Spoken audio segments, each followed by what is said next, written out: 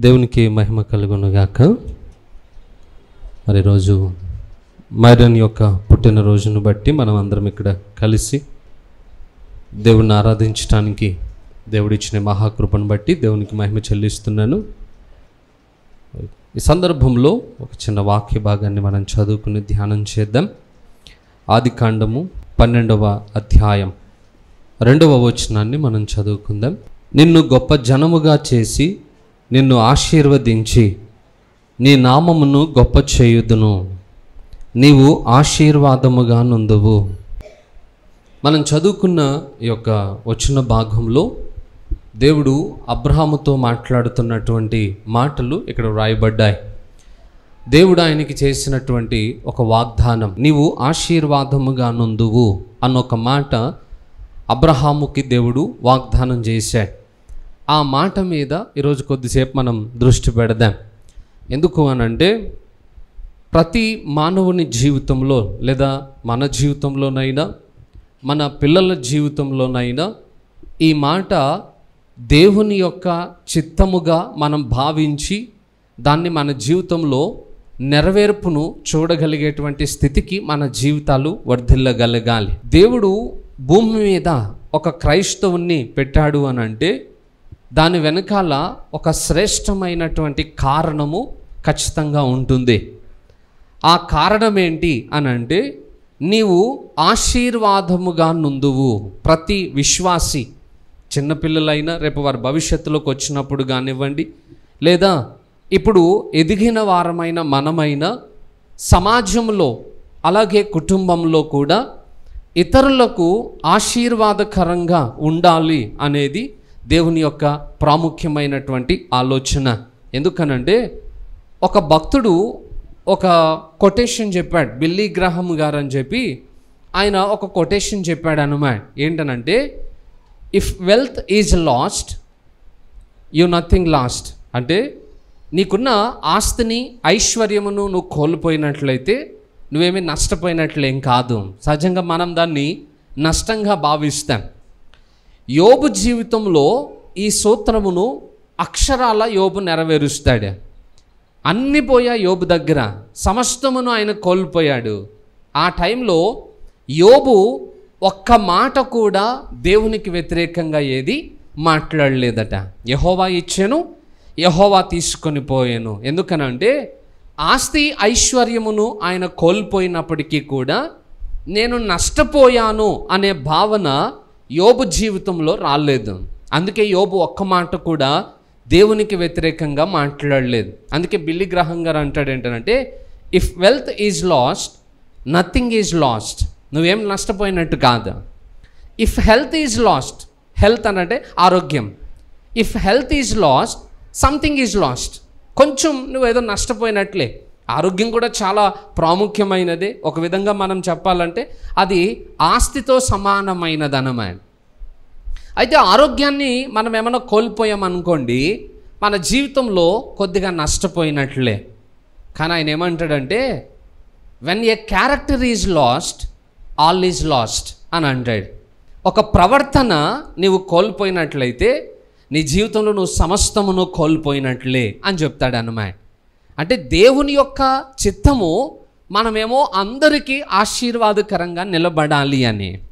కానీ మన జీవితంలో సాతాను మన పైన చూపించే ప్రభావం ఏంటనంటే మనం అందరికీ కూడా శాపకరంగానో లేకపోతే నష్టకరంగానో ఉండేటట్టుగా చేయాలనేది సాతాను యొక్క ఆలోచన అన్నమాట. అందుకే అంటాడు, when a character is lost all is lost. నువ్వు అన్నీ కోల్పోయినట్లే అని అంటే సహజంగా మన జీవితంలో ఆ కొటేషన్ని మనం తిరగే చదువుతాం. క్యారెక్టర్ పోయినా మనమేం పెద్దగా లాస్ అయినట్టు అనిపించింది మనకి. హెల్త్ కొంచెం నష్టపోయినా పెద్దగా మనమేం బాధపడే అవకాశాలు ఉండవు. ఇన్ కేస్ ఒకవేళ ఆస్తి ఐశ్వర్యం ఏదన్నా మనం కోల్పోయామనుకోండి, సమస్తమును మనం కోల్పోయామనేటువంటి భావన మన జీవితాల్లోనికి వచ్చేస్తుంది అన్నమాట. ఆయన ఏమంటాడనంటే, ఎందుకు క్యారెక్టర్ అనేది ప్రతి వ్యక్తికి కూడా చాలా ప్రాముఖ్యమైనది అని అంటే, ఒక చెట్టుకి వేర్లు మంచిగా ఉన్నాయనుకోండి, ఆ చెట్టు మంచి ఆకులను కలిగి ఉంటుంది, అలాగే మంచి కొమ్మలను కూడా అది కలిగి ఉండగలుగుతుంది. ఒక చెట్టు ఫలించాలన్నా, అది పచ్చదనముగా కనిపించాలి అనన్నా, దాని అంతటికీ మూలాధారము ఆ చెట్టు యొక్క వేర్ల ద్వారా కలిగేటువంటి సారమే దానికి ఆధారం. అలాగే ప్రతి వ్యక్తికి కూడా నైతిక విలువలు అనేవి చెట్లకుండే వేర్ల లాంటివట. ఎప్పుడైతే మనిషి నైతిక విలువలను కలిగి ఉండగలుగుతాడో ఆ వ్యక్తి నిజంగానే సమాజానికి దీవెనకరంగా ఉండగలుగుతాడనమాట. అందుకే దేవుడు అంటున్నాడు అబ్రహాముతోటి, నీవు ఆశీర్వాదముగా నొందువు. మనము కానీ మన పిల్లలు కానీ అన్ని విషయాల్లో మనము ఆశీర్వాదకరంగా ఉండాలి అనేది దేవుని ఆలోచన. అయితే ఏ విషయంలో మనం ఆశీర్వాదంగా ఉండాలి, ఎక్కడెక్కడ మనం ఆశీర్వాదకరంగా ఉండాలి అని అంటే, 2 స్థలాలలో ప్రతి వ్యక్తి కూడా ఆశీర్వాదకరంగా ఉండాలి. అందులో మొదటిది, మనము కానీ మన పిల్లలు కానీ కుటుంబములో ఆశీర్వాదకరంగా ఉండడానికి మొదట మన జీవితంలో మనము జాగ్రత్తలు తీసుకోవాలట. ఎందుకు మొదట కుటుంబమే అని చెప్తున్నాను అని అంటే, కుటుంబంలో ఒకవేళ మనము సరైనటువంటి జీవిత విధానాన్ని కలిగి ఉండకపోతే ఇక బయట ఎక్కడ మనం గొప్ప జీవితాన్ని కలిగి ఉన్నా అదేది కూడా విలువైనదిగా ఎంచబడదు. ఎందుకనంటే మనం బయటికి వెళ్ళి ఎంత గొప్పగా బ్రతికినా, ఎంతమంది నుండి మంచి పేరు మంచి సాక్ష్యమును సంపాదించినా ఒకరోజు అది పేకం మేడలాగా ఒక్క గాలితోటి కూలిపోతుందట. ఎందుకంటే అందరూ మన గురించి గొప్పగా మాట్లాడుతున్నప్పుడు మన ఇంట్లో వాళ్ళు ఎవరైనా వచ్చి ఆ ప్రజల మధ్యలో మన గురించి ఒక్క నెగిటివ్ మాట మాట్లాడారు అనుకోండి, దెబ్బకి మన గురించి ప్రజలందరూ కలిగి ఉన్నటువంటి సాక్ష్యం అంతా కూడా పటాపంచలైపోతుంది అన్నమాట. అందుకే సమాజంలో మనము ప్రజలందరికీ ఆశీర్వాదకరంగా ఉండాలి అని అంటే మొదట మన జీవితము కుటుంబములో ఆశీర్వాదకరమైనదిగా ఉండాలి. ఎలా అది సాధ్యమవుతుంది? సహజంగా మనము దేవుని దగ్గర నుండి పిల్లల్ని అడిగి ఆసక్తితో దేవుని దగ్గర నుండి వారిని పొందుకుంటాం. ప్రభువా మాకు సంతానం కావాలి, మంచి సంతానం కావాలి. ఇంకా కొన్నిసార్లు మగపిల్లలు అయితే బాగుంటుందని ఇంకా కొంచెం మనము అతిగా ఆశపడి కూడా మనం అడుగుతూనే ఉంటాం. సరే, మంచి విషయమే, ఒక కుమారుడు ఉండాలి లేదా పిల్లలు కలిగి ఉండాలి అని ఆశించడం తప్పు కాదు. అయితే ఎంత ఆశతో మనం పిల్లలు కావాలి అని దేవుని దగ్గర నుండి అడిగి పొందుకుంటామో ఆ పిల్లల్ని ఇతరులకు ఆశీర్వాదకరంగా పెంచగలిగేటువంటి బాధ్యతను తీసుకోవడం కూడా అంతే ప్రాముఖ్యమట. పిల్లల్ని సంపాదించుకోవడం ఒక్కటే గొప్ప విషయం కాదు. అంటే చాలామంది పిల్లల్ని అడిగేది దేని కొరకనంటే, సమాజంలో ఒకవేళ నాకు పిల్లలు లేకపోతే నా మీద ప్రజలు నిందలు వేసే అవకాశం ఉంది, అందరూ నా గురించి అపహాస్యంగా మాట్లాడుకునే అవకాశాలు ఉంటాయి, లేకపోతే నా జీవితంలో అదొక లోటుగా మిగిలిపోతుంది కదా, ఆ లోటు కూడా ఉండకుండా ఉండడానికి పిల్లలు కావాలి అని అనుకుంటే ఇక అలాంటి వారు పిల్లల్ని పొందుకున్న తర్వాత ఇక వాళ్ళ గురించి పెద్దగా ఏమీ ఆలోచన చేయరు. కానీ దేవుడు నాకు ఇచ్చిన దానిని తిరిగి మరలా దేవుని మహిమ కొరకు నేను ప్రతిష్ఠించాలి అనేటువంటి ఆలోచన కలిగిన ప్రతి ఒక్కరూ చేయాల్సినటువంటి ప్రాముఖ్యమైన పని ఏంటనంటే, మన పిల్లల్ని మన కుటుంబానికి అలాగే సమాజానికి కూడా ఆశీర్వాదకరంగా ఉండేటట్టుగా మనం వారిని పెంచగలగాలట. సో కుటుంబంలో మన పిల్లలు ఆశీర్వాదకరంగా ఉండాలంటే మనం ఏం చేయాలి, ఎలా చేయాలి అని అంటే, ప్రతి తల్లిదండ్రులు కూడా వారి పిల్లలుగా ఉన్నప్పుడే వారికి నేర్పించవలసినటువంటి కొన్ని పాఠములను ఖచ్చితంగా నేర్పించగలగాలి. బాధ్యతలను వారికి నేర్పించాలట. ఏం బాధ్యతలు? సహజంగా ఇప్పుడున్న కాలంలో సమాజంలో ఉన్న యవనస్తులను మనం చూస్తే వాళ్ళు ఉన్నారు అనేటువంటి సంతోషము కంటే కూడా వారు బాధ్యత కలిగిన వారుగా లేరు అనే బాధే చాలా కుటుంబాలని కలచివేసేదిగా ఉంటుంది. ఎందుకనంటే సంతానం ఉన్నారు కానీ ఆ పిల్లలు కుటుంబ బాధ్యతలను గురించినటువంటి ఏ విధమైనటువంటి అవగాహన లేనటువంటి స్థితిలో వాళ్ళు కనపడతా ఉన్నారట. ఇంటి పరిస్థితులను గురించి పట్టించుకోరు, ఇంటికి అవసరమైన వాటిని గురించి పట్టించుకోరు, ఇంట్లో చేయవలసినటువంటి పనులను గురించి పట్టించుకోరు, అసలు దేని గురించి పట్టించుకోరు. వాళ్ళకి ఇల్లు అంటూ ఎందుకుంది అని అంటే, ఆకలి వేసినప్పుడు వచ్చి అన్నం తినడానికి, కాస్త అప్పుడప్పుడు వచ్చి కాస్త ఫ్రెష్ అప్ వెళ్ళడానికి, ఇంకా కాస్త సాయంత్రం అయితే వచ్చి పడుకుని నిద్రపోయి మళ్ళీ తెల్లారగానే బయటకు పోయి తిరగడానికి. ఇల్లు అని అంటే చాలామందికి 3 పనుల కొరకే ఉపయోగకరమైనదిగా కనబడుతుంది అన్నమాట. కానీ ఆ ఇంటికి సంబంధించినటువంటి నేను ఆ ఇంటి బాధ్యతల విషయంలో పాలువాడనై ఉండాలి కదా. ఆ ఇంటి యొక్క బరువును నేను కూడా నా భుజముల మీద మోయవలసిన అవసరత ఉంది కదా అని భావించి కుటుంబాన్ని గురించి ఆలోచన చేసేవారు చాలా తక్కువ మంది ఉన్నారట సమాజంలో. ఎందుకు యవనస్తులు అందరూ అలాంటి పరిస్థితికి దిగజారిపోతూ ఉన్నారు? కుటుంబాన్ని గురించి ఎందుకు వాళ్ళు ఆలోచన చేయట్లేదు? ఎందుకు వారు బాధ్యతలను ఎత్తుకోవట్లేదు అని అంటే, బాల్య వయస్సులో వారికి నేర్పించవలసినటువంటి విధముగా తల్లిదండ్రులు వారికి నేర్పించకపోవడమే దానికి కారణం. నేను ఒక ఆర్టికల్ చదివాను మన కాలనీ వాట్సాప్ గ్రూప్లో. ఒక ఆయన ఒక స్టోరీ పంపించిండు అన్నమాట. ఏంటి ఆ స్టోరీ అని అంటే, చెన్నైలో ఒక స్కూల్ వాళ్ళు, ఇప్పుడు అందరికీ హాలిడేస్ వచ్చేసాయి కదా, హాలిడేస్ వచ్చేసినప్పుడు ఈ 2 months ఎప్పుడైతే పిల్లలు పేరెంట్స్ తోటి ఉంటారో ఈ టైంలో పేరెంట్స్ చేయవలసినటువంటి కొన్ని హోంవర్క్స్ ఉన్నాయట. అవి ఆ స్కూల్ వాళ్ళు ప్రతి పేరెంట్స్కి పంపించారట. వాళ్ళు ఫస్ట్ ఇచ్చిన కొటేషన్ ఏంటనంటే, ఇప్పటి వరకు మీ పిల్లల యొక్క సంరక్షణ విషయంలో మేము అందరం చాలా ఆనందించాం. మీ పిల్లలు స్కూల్కి రావడానికి ఇష్టపడుతున్నారని ఫస్ట్ మీరు బాగా దాన్ని గ్రహించండి. అయితే ఈ 10 నెలలు మేము కాపాడాము. ఇప్పుడు ఈ 2 నెలలు ఆ పిల్లలు సొంత రక్షకులైనటువంటి మీతో పాటు ఉండబోతున్నారు. ఈ 2 నెలలు వారు మీతోటే ఉంటారు హాలిడేస్ కాబట్టి. అయితే ఈ హాలిడేస్లో మీరందరూ చేయాల్సినటువంటి ఒక ప్రాముఖ్యమైన పని ఏంటనంటే, ఫస్ట్ మీరు ఆ పిల్లలకి కొన్ని పాఠములను నేర్పించగలగాలి. ఏంటా పాఠాలు అని అంటే, అవి ఒక్కొక్కటి నేను చదివే ప్రయత్నం చేస్తాను, మీరు చూడండి. వాళ్ళకి ఇచ్చిన హోంవర్క్ ఏంటంటే, ఫస్ట్ వన్, మీ పిల్లలతో కనీసం ఒక 2 సార్లు అయినా మీరు భోజనం చేయాలట. ఒక డేలో అట్లీస్ట్ 2 times. మార్నింగ్ మీరు ఉద్యోగానికి వెళ్ళక మునుపు, సాయంత్రం మీరు ఉద్యోగం నుండి వచ్చిన తర్వాత మీరు మీ పిల్లలు కలిసి రోజులో కనీసం 2 సార్లు అయినా భోజనం చేసే ప్రయత్నం చేయాలట. ఎందుకు భోజనం కలిసి చేయాలి అని అంటే, ఇప్పటిదాకా మనం ఒక రిలేషన్షిప్ గురించి నేర్చుకున్నాం. ఫ్యామిలీ కాబట్టి భోజనం చేసేటప్పుడు ఒక రిలేషన్షిప్ కంటిన్యూ అవుతుంది కాబట్టి దానికోసం అన్నట్టుగా మనం అలా చేసాం. కానీ వీళ్ళు ఇచ్చిన హోంవర్క్ ఏంటో తెలుసా? ఆ భోజనం చేసేటప్పుడు మీరు ఆ భోజనము చేయడానికి గల కారణం ఏంటి? ఎంత కష్టపడితే మీకు ఆ భోజనం వస్తుంది? ఎవరు కష్టపడితే మన వరకు ఈ ఆహారము మనకి అందించబడుతుంది? దీని వెనకున్న చరిత్ర అంతా కూడా మీ పిల్లలు భోజనం చేసేటప్పుడు వాళ్ళకి నేర్పించండి. ఎందుకంటే సహజంగా పిల్లలకి భోజనం వేస్ట్ చేయడం అనేది వాళ్ళకి బాగా అలవాటు. పిల్లలకి అన్నం పెట్టేస్తాం, అన్నం పెట్టగానే వాళ్ళు కొంచెం తింటారు, మిగతాది పాడేస్తారు. సరే తింటే తినలేత పాడే అని మనం అంటాం.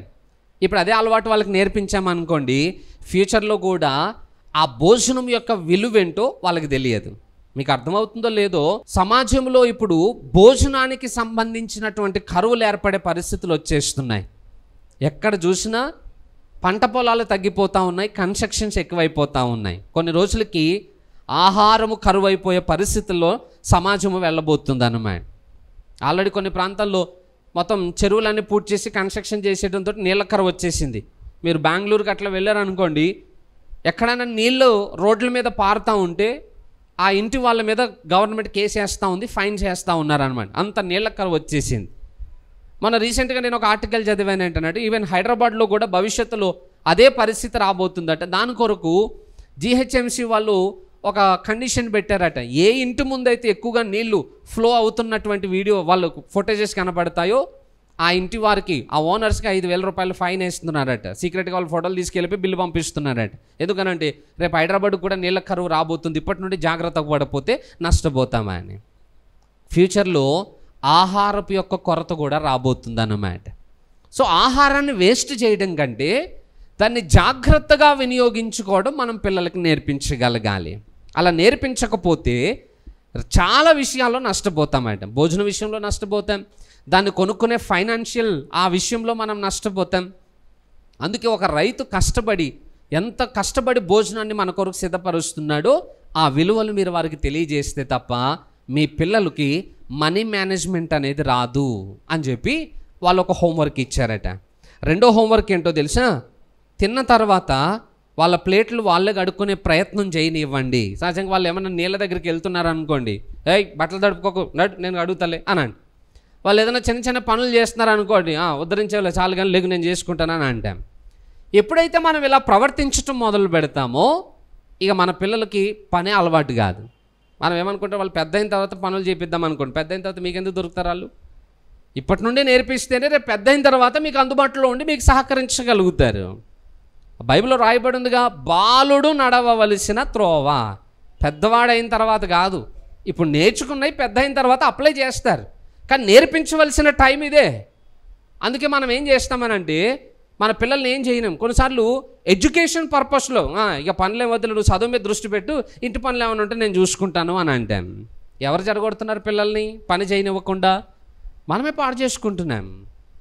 రేపొద్దున పెద్ద అయిన తర్వాత వాళ్ళు ఉద్యోగంలో బిజీ అయిపోయిన తర్వాత అప్పుడు పిలిచి, రా వంట నేర్పిస్తాను నీకు, రా ఇంట్లో పనులు నేర్పిస్తాను. ఎందుకంటే అది కూడా పెళ్ళైన తర్వాత ఆడపిల్ల అక్కడికి వెళ్ళి మన పరువు పోగొడుతుందేమో, ఏం పనులు రావని చెప్పి ఆ పరువు కాపాడుకోవడానికి నేర్పిస్తామే తప్ప ఇది వాళ్ళకు కూడా అలవాటు కావాలి, వాళ్ళకు కూడా బాధ్యత రావాలనే ప్రయత్నాన్ని ఇప్పుడు సమాజంలో ఎవరు చేయట్లేదట. ఏమన్నా అంటే పని మనిషిని పెట్టుకుంటుంది అవసరమైతేనే, ఆమెకేంటి? ఇట్లాగే మాట్లాడుతున్నారు తల్లిదండ్రులు. పిల్లల క్యారెక్టర్ని మనమే పాడు చేస్తున్నాం. కానీ ఆ స్కూల్ వాళ్ళు చెప్పింది ఏంటంటే వాళ్ళ ప్లేట్స్ వాళ్ళనే కడగనివ్వండి. దానివలన ఇంట్లో మీరు రోజు ఎంత కష్టపడి పని చేస్తున్నారో ఆ పిల్లలకు అర్థమవుతుంది. నెక్స్ట్ మూడోది ఏంటనంటే మీరు వంట చేసేటప్పుడు వాళ్ళు ఏమైనా చిన్న చిన్న పనులు చేస్తున్నారు అనుకోండి, చెయ్యనివ్వండి. కొన్నిసార్లు వాళ్ళు పనులు చేసేటప్పుడు మనకు డబల్ పని అవుతుంది, అవునా? అలాంటప్పుడు వద్దులే చాలు నేను ఆ పనులు ఏదైనా నేను చేసుకుంటాను అంటాం. కానీ ఇప్పుడు మీరు వాళ్ళ విషయంలో కొంచెం ఎఫర్ట్ పెట్టకపోతే రేపొద్దున ఎప్పటికీ వాళ్ళకి ఇక పని రాదు. సో మీకు హెల్పింగ్ చేయడం విషయంలో ఆ పిల్లలు ఆసక్తి కలిగి ఉంటున్నారు కాబట్టి వాళ్ళు హెల్ప్ చేసేటప్పుడు మీరు వాళ్ళని చేయనివ్వడమే మంచి విషయం. ఈరోజు కొంచెం ఇబ్బంది అవ్వచ్చేమో, కానీ రేపు వాళ్ళ భవిష్యత్తు కొరకు మీరు పెట్టే ఇన్వెస్ట్మెంట్ ఏదైనా ఉంది అని అంటే మీరు ఇప్పుడు పడే కష్టం ఒక్కటే, అదే బెస్ట్ ఇన్వెస్ట్మెంట్ అట రేపు మీ పిల్లల క్యారెక్టర్స్ని మంచి క్రమశిక్షణలో పెట్టడానికి. మనమేమో వాళ్ళు మనకి డబుల్ పని చెప్తున్నారని చెప్పి పిల్లల్ని బయట పంపించేసి మన పనులు మనమే చేసుకుంటాం. రేపొద్దున వాళ్ళకి ఏ పని రాకుండా అయిపోతుంది, మన పిల్లలు దేనికి ఉపయోగం లేకుండా అయిపోతారు కుటుంబంలో. బాధ్యతలు వాళ్ళకు కూడా తెలియాలనంటే ఇంట్లో వాళ్ళు ఎంత కష్టపడుతున్నారో ఆ పనులు చేయడం ద్వారా వాళ్ళకు కూడా అర్థం కావాలి. నెక్స్ట్ నాలుగోది ఏంటనంటే వాళ్ళని మీరు పని చేసే స్థలానికి తీసుకుని వెళ్ళండి. ఇఫ్ పాసిబుల్ ఛాన్సెస్ అవకాశాలు ఉంటే కనుక మీరు ఎక్కడైతే పని చేస్తున్నారో ఆ పని చేసే స్థలానికి ఆ పిల్లలను తీసుకుని వెళ్ళండి. ఎందుకనంటే చాలామంది పిల్లలు మాకు అది కొనివ్వలేదు ఇది కొనివ్వలేదు అని చెప్పి మాటి మాటికి తల్లిదండ్రుల మీద అలిగి అన్నం మానేసేటువంటి పిల్లలు చాలామంది ఉంటారు. ఎందుకు అలా మారిపోతున్నారంటే చిన్నప్పటి నుండి మనం అతి ప్రేమ చూపిస్తాం వాళ్ళ మీద. అలా అతి ప్రేమ చూపించటం వలన ఆ అతి ప్రేమలో ఒక నియమం ఏంటనంటే వాళ్ళు ఏది అడిగితే అది కొనిస్తాం. అడిగిన దాంట్లో బెస్ట్ మనం కొనిస్తాం. మన ఫీలింగ్ ఎలా ఉంటుందంటే ఇప్పుడు కాకపోతే ఇంకెప్పుడు ఆడుకుంటారండి అని అంటాం మనం. నాకు కూడా ఉండేది ఆలోచన, చిన్నపిల్లలకి అరే ఇప్పుడు కాకపోతే ఎప్పుడు ఆడుకుంటారులే, వాళ్ళు ఏది అడిగితే అది కొనియాలి అనేటువంటి ఆలోచన ఉండేది. కానీ తర్వాత కొంచెం దాన్ని నేను మార్చుకోవడం మొదలుపెట్టాను. ఇప్పుడు ఎలా ఆలోచిస్తున్నానంటే ఇప్పుడు వాళ్ళకి నేర్పించకపోతే ఇంకెప్పుడు వాళ్ళు నేర్చుకుంటారు. ఒకప్పుడేమో ఇప్పుడు ఆడుకోకపోతే ఎప్పుడు ఆడుకుంటారులే అనిపించేది, బట్ ఇప్పుడేమనిపిస్తుందంటే ఇప్పుడు నేర్చుకోకపోతే ఇంకెప్పుడు నేర్చుకుంటారు అని అనిపిస్తుంది. ఎందుకనంటే అడిగిన ప్రతీది మనం వాళ్ళకి కొనిచ్చేసామనుకోండి, అలా కొనిచ్చే క్రమంలో కొన్నిసార్లు మనం ఎంత కష్టపడి అన్నింటినీ వాళ్ళకి సమకూరుస్తున్నామో ఆ అవగాహన వాళ్ళ జీవితంలో రాదు. మనం ఏది అడిగినా మనకు కొనిచ్చేస్తారులే అన్నట్టుగా వాళ్ళకు కూడా ఏమైపోతుందంటే ఇక అవసరం ఉన్నది అవసరం లేనివి కూడా వాళ్ళు మనల్ని అడగడం మొదలు పెడతారు. దానివలన దేని విలువ ఏంటో వాళ్ళకి ఎప్పటికీ అర్థం కాదన్నమాట. అందుకే కొన్నిసార్లు డబ్బులు ఉన్నా కూడా వెయిట్ చేయించడం నేర్చుకోవాలి. ఇప్పుడు మా పాప విషయంలో అదే చేస్తూ ఉంటాను. ఆమె ఏదైనా అడిగినా కూడా డబ్బులు ఉన్నా కూడా కొన్నిసార్లు తేను. ఏమైనా అడిగింది అనుకోండి 4-5 సార్లు అడుగుతుంది. అడిగితే ఒకటే మాట, అమ్మ ఏసై మనకు డబ్బులు ఇస్తే అప్పుడు నేను నీకు కొంటాను. ఎప్పుడు ఇస్తాడు డబ్బులు? మనం గట్టిగా పనిచేస్తే అప్పుడు ఏసై మనకు డబ్బులు ఇస్తాడు. ఏసై ఎప్పుడు డబ్బులు ఇస్తే అప్పుడు నీకు కొంటాను. ఎప్పుడైతే ఆ మాట అనడం మొదలు పెట్టానో ఆమెను అడుగుతుంది, ఏసయ్య మా డాడీకి తొందరగా పైసలు, మా డాడీకి నువ్వు పైసలు ఇస్తే మా డాడీ నాకు కావాల్సింది కొనిస్తాడు.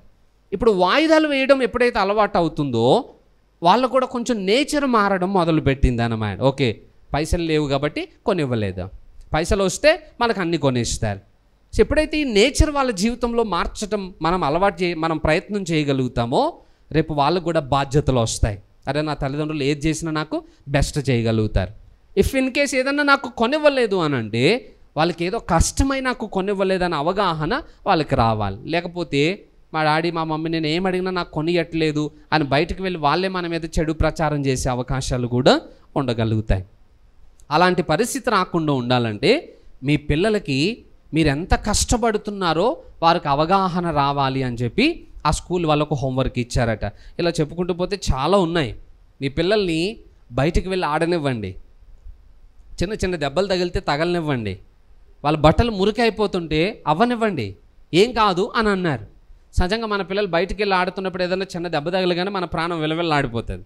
ఎక్కడ లేని అతి ప్రేమ చూపించేసి అవతల మీద గొడవకి వెళ్ళిపోతాం ఎందుకంటే మన పిల్లలకి దెబ్బ తగిలేసిందని. కానీ నేను అంటాను ఆ దెబ్బలు తగలడం కూడా మంచిదే అప్పుడప్పుడు. ఎందుకు?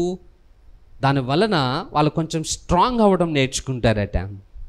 పిల్లలకి ఏదైనా దెబ్బ తగలగానే అమ్మో అయిపోయి అంత అయిపోయిందా, అయ్యో అయ్యో అదే పెద్ద అడావుడి చేసేస్తాం మనం చేసే అడావుడికి పిల్లలు కూడా ఎలా అయిపోతారనంటే వాళ్ళు ఇంకేదో పెద్దది అయిపోయిందని వాళ్ళు కంగారు పడడం మొదలు పెడతారు. సింపుల్ ఒకటే మాట, ఏం కాదనని ఏం అవ్వలేదు నీకు. మీరు అట్లా వాళ్ళని మోటివేట్ చేయడం మొదలు పెడితే వాళ్ళ మైండ్ సెట్ కూడా స్ట్రాంగ్ అవుతుంది. ఎందుకంటే ఇప్పుడు చిన్న చిన్న దెబ్బలే తగిలాయి, బట్ రేపు జీవితంలో చాలా ఎదురు దెబ్బలను వాళ్ళు ఎదుర్కోవాల్సి వస్తుంది. ప్రతి ఎదురు దెబ్బలో మీ పిల్లలతో పాటు మీరు ఉండలేరు. అర్థమవుతుందా? ప్రతి ఎదురు దెబ్బలో మీ పిల్లలతో పాటు మీరు ఉండలేరు. ప్రతి ప్రాబ్లంని మీరు సాల్వ్ చేయలేరు. ప్రతి సమస్యలో మీ ఇన్వాల్వ్మెంట్కి అవకాశాలు ఉండకపోవచ్చు. ఇప్పుడంటే మన పిల్లలు మన దగ్గర ఉంటున్నారు కాబట్టి మనం అన్నీ చేయగలుగుతున్నాం. రేపు పెద్దవాళ్ళు అయిపోయిన తర్వాత చదువుల నిమిత్తం ఎక్కడికో బయటకు వెళ్ళాల్సి వస్తుంది. అప్పుడు మీరు కూడా తట్టబుట్ట చదువుకున్న వాళ్ళతో పాటు వెళ్ళిపోతారు వెనకాల కాలేజీకి. ఆ ప్రాంతాలకు వెళ్ళగలుగుతారా? వెళ్ళలేరు. రేపు వివాహాలు అవుతాయి, వివాహాలు అయిపోయి వెళ్ళిపోయిన తర్వాత మీరు కూడా వాళ్ళతో పాటు వెళ్ళిపోయి వాళ్ళ ఇంట్లో కూర్చోగలుగుతారా? అది కూడా సాధ్యం కాదు. అందుకే జీవితకాలం అంతా మనం వారితో ఉండలేం. ఆ ఎదురు దెబ్బలను తట్టుకునే విధంగా క్యారెక్టర్ని వాళ్ళకి నేర్పించేసి వదిలేస్తే ఇక రేపొద్దున ఆ పిల్లల గురించి మనం ఏమీ టెన్షన్ పడాల్సిన అవసరం లేదు.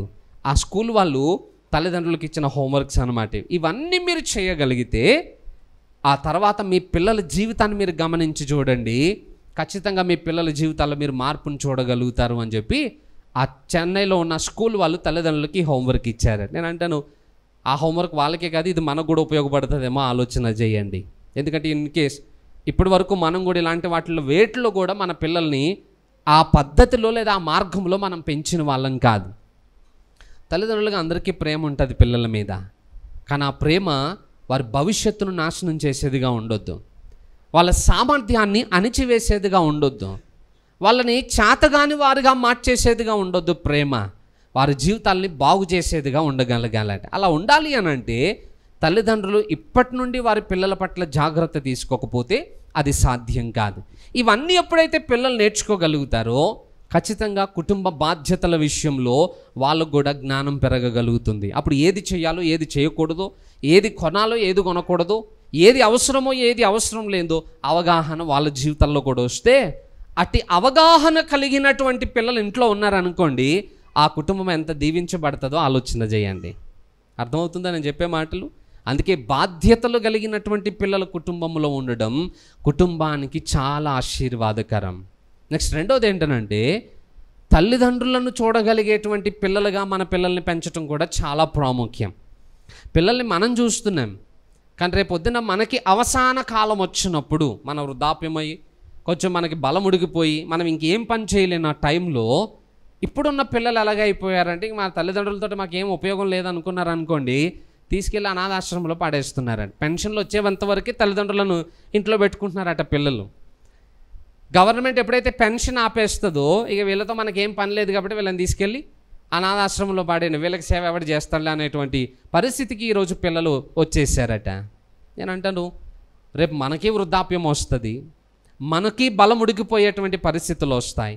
అలాంటి టైంలో మన పిల్లలు అలాగ ఆలోచన చేయకుండా ఉండాలి అని అంటే ఇప్పుడే తల్లిదండ్రుల పట్ల పిల్లల యొక్క వ్యవహారం ఎలా ఉండాలి, ఎలాంటి వైఖరి వారు కలిగి ఉండాలో ఇప్పటి నుండే మనం నేర్పించకపోతే ఎప్పటికీ ఇంకా వాళ్ళు నేర్చుకునే అవకాశాలు ఉండవు. అందుకే ప్రతి తల్లిదండ్రులు పిల్లలు తల్లిదండ్రుల పట్ల ఎలాంటి బాధ్యతను కలిగి ఉండాలో నేర్పించవలసిన డ్యూటీ మనదే.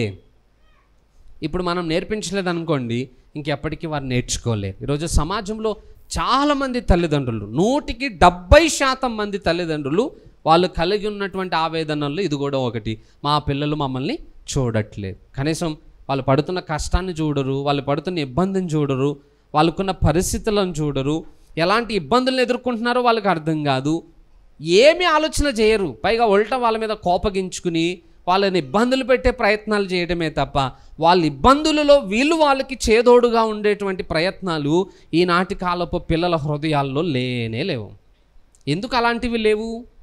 తల్లిదండ్రులు పిల్లలు తల్లిదండ్రులను ఎలాగ పెంచాలో ఇప్పటి నుండి నేర్పించట్లేదు. కాబట్టి రేపు వాళ్ళు మనకు అవసరమైన టైంలో మనకు ఆసరాగా వాళ్ళు ఉండలేకపోతూ ఉన్నారు. ఏదైనా నేర్చుకుంటేనే కదా దాన్ని అవలంబించగలిగేది.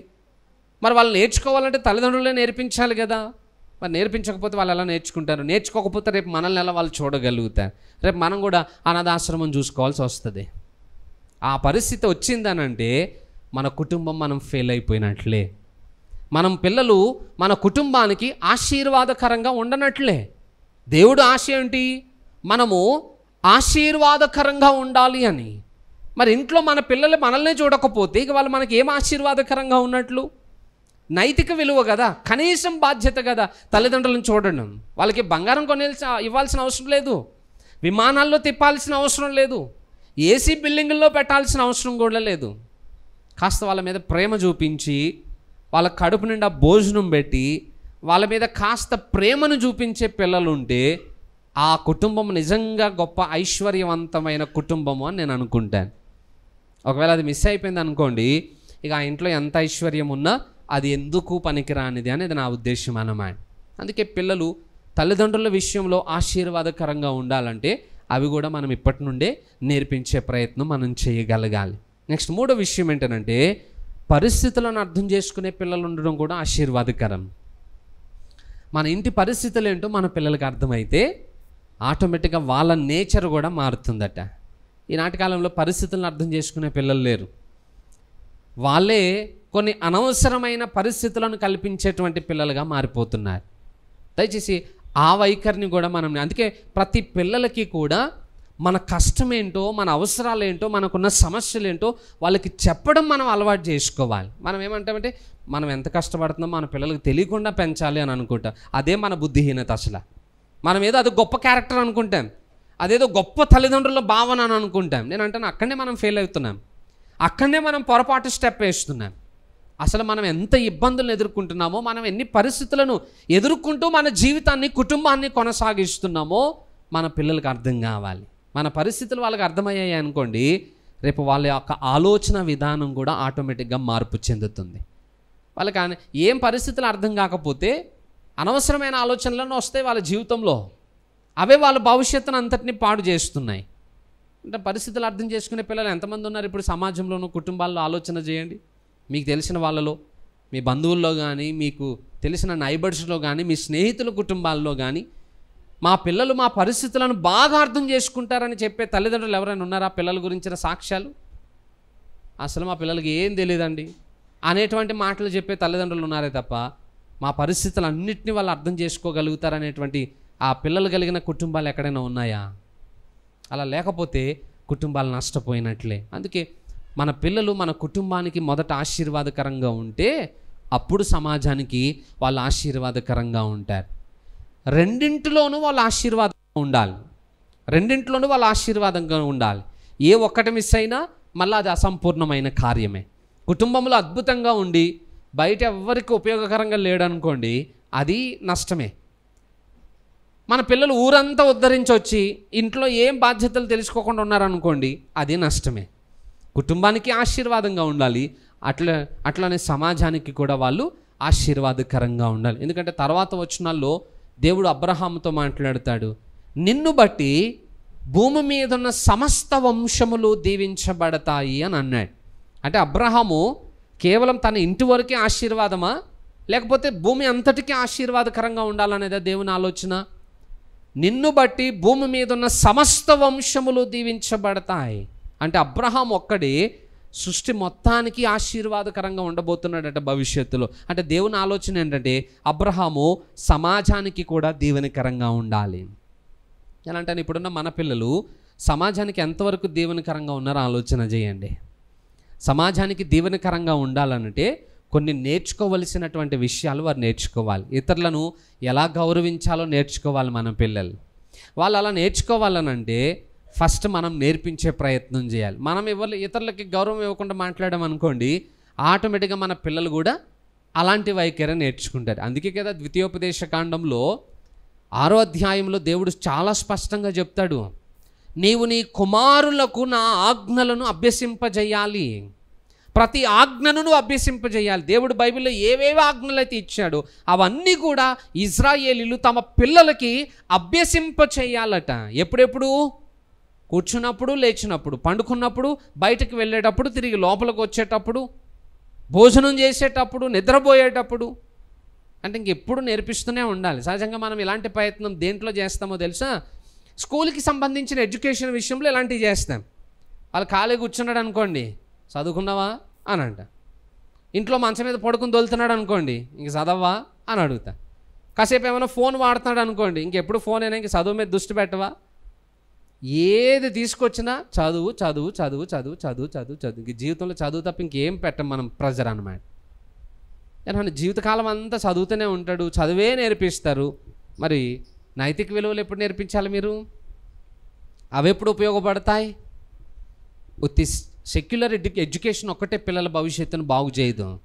దైవికమైన ఆజ్ఞలు కూడా వాళ్ళ జీవితాలను కట్టగలుగుతాయట. అందుకే అంటాడు, నువ్వు భౌతికమైన విషయాలలో, ప్రత్యేకంగా ఎడ్యుకేషన్ విషయంలో నీ పిల్లల మీద నువ్వు ఎంత ప్రెషర్ పెడతావో, చదువు, మార్కులు మంచి రావట్లేదు, చదువు, నెక్స్ట్ దాంట్లో మంచి ర్యాంక్ రావాలి, లేదా మంచి సీట్ రావాలి, మంచి ఎడ్యుకేషన్, మంచి స్కూల్, ఇట్లా ప్రతి దాంట్లో మన పిల్లల్ని ఎడ్యుకేషన్ విషయంలో ఎంత ప్రెషర్ పెడుతున్నామో దానికంటే ఎక్కువగా ఆధ్యాత్మిక విషయాలు నేర్పించే విషయంలో మనం అంత ప్రయాసపడాలట. ఇంట్లో కూర్చున్నప్పుడు బైబిల్ చదివావా, ప్రార్థన చేసుకుంటున్నావా, మళ్ళీ దాన్ని వారికి ఒత్తిడిగా చేయొద్దు. దాని విలువలు చెప్పాలి, ఆ విలువైన దానిని వారు కొనసాగించేటట్టుగా ఎంకరేజ్ చేయాలి. బైబిల్ చదువుకున్నావా, ప్రార్థన చేసుకున్నావా, పిల్లలకు అప్పుడప్పుడు స్టోరీస్ చెప్పడం, భవిష్యత్తులో జరిగే కొన్ని సంఘటనలు వారికి వివరించి మంచి చెడులను గుర్చిన అవగాహన వారికి తీసుకుని రావడం. ఇలా ఎప్పుడైతే మనము అన్ని విషయాలు వాళ్ళకి బాధ్యతలను నేర్పించే ప్రయత్నం చేస్తామో ఖచ్చితంగా మన పిల్లలు సమాజానికి కూడా దీవెనకరంగా ఉంటారు. ఈనాటి పిల్లలు పెద్దవాళ్ళను గౌరవించే విషయంలో చాలా వెనకబడిపోయి ఉన్నారు. యారా అంటే ఏంట్రా అంటున్నారు ఇప్పుడు వాళ్ళు, అంతేనా? బయట అంత గౌరవం ఉంది పిల్లలకి, నేర్పించట్లేదు మనం. ఎందుకంటే చాలాసార్లు మనమే మన తోటి వారి దగ్గర అగౌరవంగా మాట్లాడుతూ ఉంటాం. మన పిల్లలు అదే నేర్చుకుంటున్నారు. ఇప్పుడు అదే నేర్చుకుని వాళ్ళు మాట్లాడుతున్నారు అనుకోండి, ఏయ్ అలా ఎందుకు మాట్లాడుతున్నారా అని అనలేము ఇప్పుడు మనం. ఎందుకంటే వాడు ఎదురుగుండా మనమే మాట్లాడేసాం ఆల్రెడీ. ఒకవేళ ఆ మాట అన్నామనుకోండి, మొన్న నువ్వు కూడా మాట్లాడినావుగా అని అంటాడు. ఇప్పుడు ఆ మాట ఎందుకు అనిపించుకోవాలి మనం అని చెప్పి వాడు తప్పు చేస్తున్నా నోరు మూసుకుని చూసుకుంటూ కూర్చున్నాం. మనమే తప్పు చేసాం, వాడు చేస్తున్న తప్పును సరిదిద్దలేనటువంటి స్థితికి దిగజారిపోయాం. ఇప్పుడు ఏమని చెప్తాం మనం? చెప్పలేక వాడు చేస్తున్న తప్పును చూస్తూ ఊరుకోవడం తప్ప ఇంకేం చేయలేం మనం. అందుకే ఫస్ట్ మనం అవలంబించాలి, మన పిల్లలకి దాన్ని నేర్పించాలి. అందుకే ఇతరులను గౌరవించడం నేర్పించాలట, మంచి మాదిరిని చూపించడం కూడా నేర్పించాలి పిల్లలకి. అంటాను ఇక్కడ మీకు తెలిసిన పిల్లలు చాలామంది ఉంటారు కదా, మీ పిల్లలను తీసుకెళ్ళి, మీ మనసులో ఆలోచించుకోండి, బయటకి నాకు చెప్పొద్దు కానీ, మీ పిల్లల్ని తీసుకెళ్ళి మీకు తెలిసిన పిల్లల దగ్గర వదిలిపెట్టి వాళ్ళని చూసి నేర్చుకోరా అని చెప్పగలిగే పిల్లలు ఎవరైనా మీకు తెలుసా? మీ పొరుగింట్లో కానీ, మీ పక్కింట్లో కానీ, బయట కానీ అలాంటి పిల్లలు ఎవరైనా తెలిసిన వాళ్ళు ఉన్నారా మీకు? వాడిని చూసి నేర్చుకోకరా, వాడితో సహవాసం చేయకరా అని చెప్పే తల్లిదండ్రులు ఉన్నారు. అలాంటి పిల్లలు బయట కొట్లగా దొరుకుతున్నారు. వాడిని చూసి నేర్చుకోరా, వాడికి లాగా జీవించడం నేర్చుకోరా అని చెప్పగలిగే పిల్లలు ఎక్కడైనా కనపడ్డారా మీకు బయట? ఎందుకు కనపడలే? వాళ్ళ పేరెంట్స్ సరిగ్గా పెంచరు సార్. పోనీ వాళ్ళ పిల్లలకన్నా మీ పిల్లల్ని చూసి నేర్చుకోమని చెప్పే అవకాశాలు ఏమైనా ఉన్నాయా? పోనీ మనం ఎలాగైతే పక్క పిల్లల్ని చూసి నేర్చుకోమని లేకపోతున్నామో వాళ్ళు కూడా అదే చెప్తున్నారు మన పిల్లల గురించి. అంటే ఆ పేరెంట్స్ ఏం పొరపాటు చేస్తున్నారో ఇప్పుడు మనం కూడా అదే పొరపాటు చేస్తున్నాం, అంతే కదా? మరి మాదిరే లేదు ఇక పిల్లలకి. మన పిల్లల్ని చూసి ఒక్కడు కూడా మంచి నేర్చుకునే స్థితిలో ఇప్పుడు మన పిల్లలు లేరు. మరి ఎట్లా మన పిల్లల్ని సమాజానికి ఆశీర్వాదకరంగా నిలబెట్టగలుగుతాం? ఈరోజు మన పరిస్థితి ఎలా అయిపోయిందో తెలుసా? పొద్దున్నే లేచి డ్యూటీకి వెళ్ళిపోవడం, సాయంత్రం వచ్చేసి ఆ పిల్లలకి ఏదో గబగబా కొంచెం కలబెట్టేసి వాళ్ళ కడుపులో పాడేసి మంచం ఎక్కించేసి పడుకోబెట్టేయడం. మళ్ళీ పొద్దున్నే మనం డ్యూటీకి వెళ్ళే టైంకి అలా నిద్ర లేపేసి, హాలిడేస్ కదా ఇప్పుడు, స్కూల్ గురించి చెప్పట్లే, పొద్దున్నే మనం స్కూల్కి వెళ్ళి మన డ్యూటీకి వెళ్ళిపోయి ఆడవాళ్ళు వాడికి మళ్ళీ ఏదో కలబెట్టేసి ఆడ ముఖాన్ని పాడేసి పోవడం, మళ్ళీ సాయంత్రం వచ్చి ఆడికి అన్నం పెట్టేసి పడుకోబెట్టేయటం. ఇంతకు మించి మనం చేస్తున్నది ఏమైనా ఉందా మన పిల్లల కోసం? ఉంటే చెప్పండి నాకు.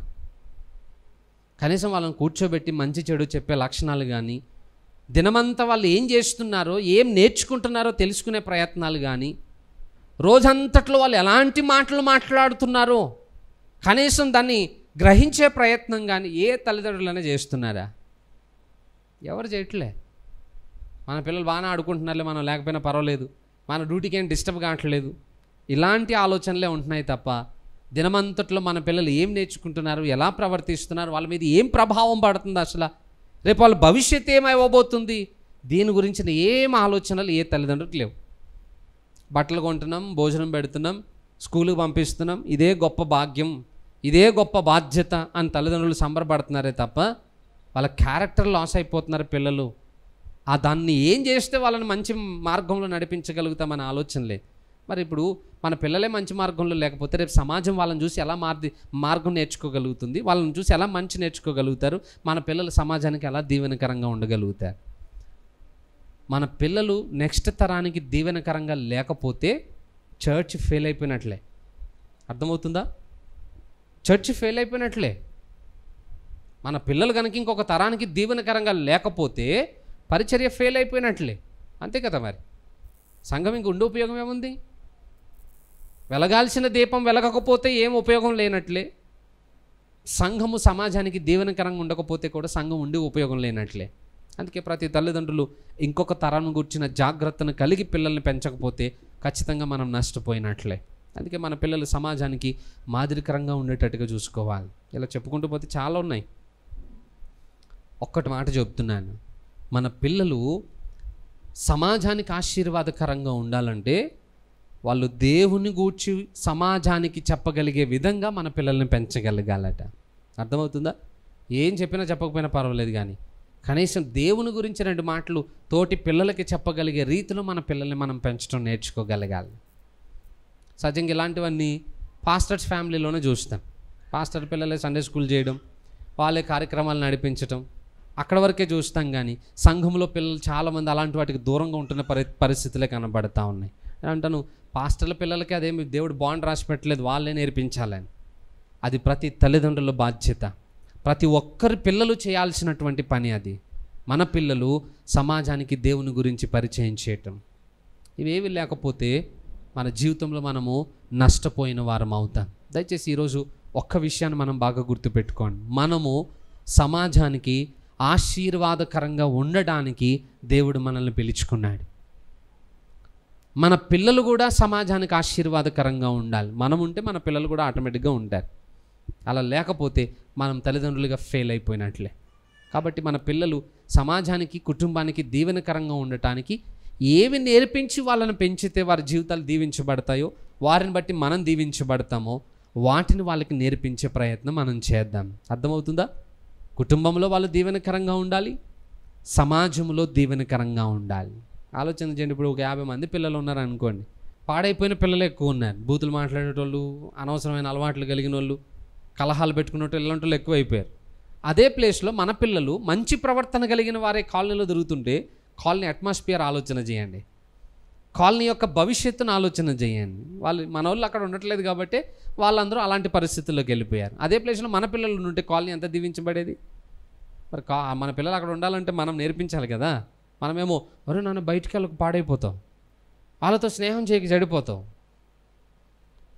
దీపాన్ని వెలిగించి కొంచెం కింద పెడుతున్నాం. వెలిగించండి, వెలిగించిన దీపాన్ని బయటికి కూడా అందరికీ కనబడేటట్టుగా పెట్టే ప్రయత్నం చేయండి. అప్పుడే సమాజం దీవించబడుతుంది. మంచిది. కొద్ది మాటలు దేవుడు దీవించునుగాక. తల్ల వంచి కళ్ళు మూసుకుందాం, ప్రార్థన చేసుకుందాం. పరిశుద్ధుడా, మా ప్రియ పరలోకపు తండ్రి, నీకు వందనాలు ప్రభా. దేవా, మా కొరకు మంచి పిల్లల్ని ఇచ్చావు నాయనా, అందుని బట్టి నీకు వందనాలు. కానీ నీవు ఇచ్చిన పిల్లల్ని నీ చిత్త ప్రకారంగా మేము పెంచలేకపోతూ ఉన్నాం. మంచి విషయంలో వారికి నేర్పించలేకపోతున్నాం. నైతిక విలువలు కలిగిన వారినిగా వారిని సిద్ధపరచలేకపోతూ ఉన్నాం. ఆధ్యాత్మిక విషయాలు ఏవి కూడా వారికి మేము చెప్పలేకపోతా ఉన్నాం. అందుకే మా పిల్లల జీవితాలన్నీ కూడా త్రోవ తప్పిపోయిన స్థితికి వెళ్ళిపోయాయి నాయన. సమాజంలో ఉన్న పిల్లలు ఎవరికి కూడా వారి మాదిరికరమైన స్థితిలో వారి జీవితాలను కలిగి ఉండలేకపోతున్నారు నాయన. అటు కుటుంబానికి బాధాకరంగా, ఇటు సమాజానికి నష్టకరంగానే మా పిల్లల జీవితాలు మారిపోతూ ఉన్నాయి. ఇక మీదట అలాంటి స్థితి మా పిల్లల జీవితాల్లో రాకుండానట్లుగా వారి విషయంలో మేము తీసుకోవలసిన జాగ్రత్తలన్నీ తీసుకోవటానికి తగిన జ్ఞానమును మాకు దయచేయండి. విన్న ఈ మాటలు మా హృదయాల్లో ఫలింపు చేయండి. వాక్యానుసారమైన నడిపింపును మా జీవితాల్లో అనుగ్రహించమని యేసు నామములో ప్రార్థిస్తున్నాను తండ్రి. ఆమెన్.